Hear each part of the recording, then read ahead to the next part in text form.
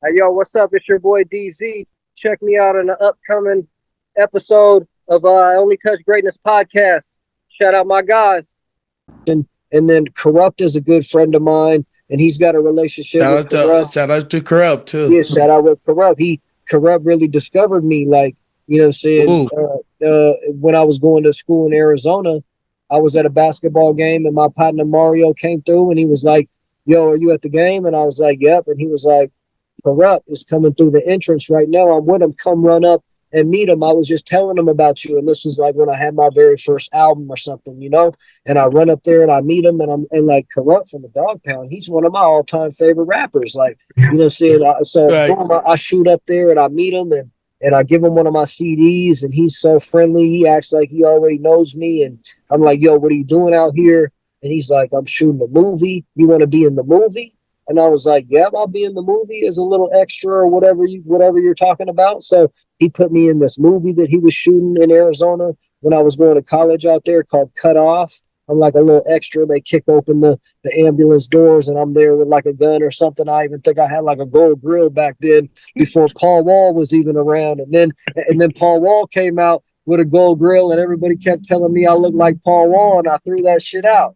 It was before I was even rapping, like really honestly, like but but boom. So Kurupt, I told Kurupt, "Yo, I know a dude."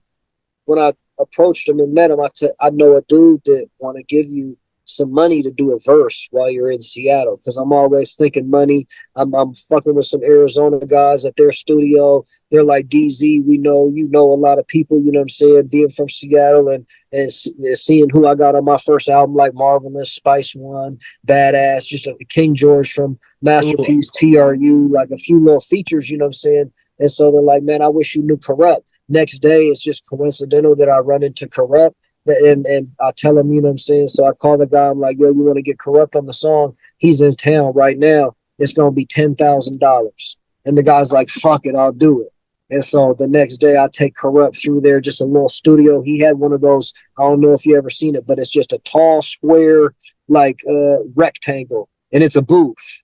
And it's like on wheels, and you can move it around. He had like a booth where we're just in his living room like that. And so Kurupt went in the booth and did his little thing, and we got the money. And before we even left, you know what I'm saying? He said, "DZ, are you working on anything new?" And I said, "Yeah, why?" And he said, "I'm about to do the intro, the outro.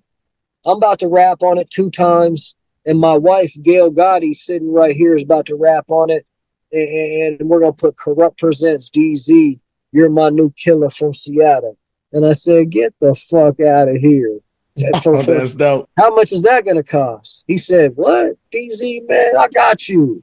I was like, "Man, this is crazy." So my second album is Kurupt Presents, and everything, like I said, went the way he rapped on there, did the intro, the outro. So now I got this major connection with Kurupt, and that I got in the movie that night. I took him to a frat party and showed him how kids are partying in Arizona. He got on the countertops and started sea walking and rapping, and everybody was loving me 10 times more now because Kurupt's my boy, and everybody likes Kurupt, you know? So they're like, if Kurupt's fucking with DZ, you know what I'm saying? He must be doing something.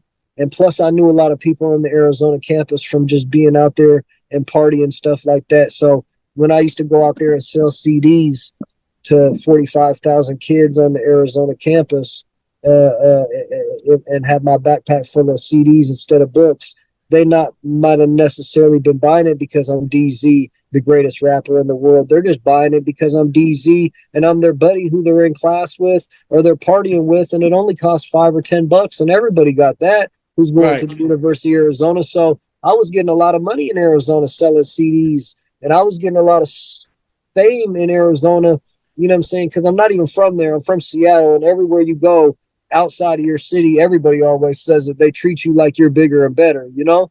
Like, you Right. know what I'm saying? They treat you like you're like when Rich comes to Seattle, they treat him like a celebrity. Like, I don't know, like I know they treat him like out there, but you know what I'm saying? Like Oh yeah, yeah, most definitely. when you go like in Seattle, they might treat SIBO like a celebrity. In Sacramento, I'm sure they do too, but you know Right. what I'm saying? It's different when you go out of town. Right. It's different when you go out of town as what you They're do. really Like, thinking yeah. you're somebody. They're really thinking you're somebody. Maybe you are, maybe you're not, but they're Right. more like kind of in your own town, they're hating on you more type deal. You know what I mean? Oh yeah, most definitely, most Like it's definitely. more like a competitive competition in your own town. Who's gonna blow up? Who's gonna do it the biggest? Who's gonna, I always you know what I And compare it I to mean? was like about, yeah, to I like was about to say too. I was about to say that too because that's why I felt like A lot of rappers it get killed in their own city. Fat in our own Tone, city. like Yep. that guy Chinks that used to rap with whoever out in the East Coast. Cheeks, Like drugs. No, just cheeks. everybody, Cheeks. Yeah, I know what you're talking just come about. on, Yeah, bro. All kinds of rappers are just getting killed. It's a dangerous job and stuff. You know what I'm saying? And even that's why, like, I be seeing little interviews with Bootsy or whatever in Vlad TV, and he's yeah, like, "Yeah, man, I had to move out of Louisiana. That's everybody gets yeah. killed in their hometown. Like, duh, when you get some recognition or get some money or whatever, you know." Right.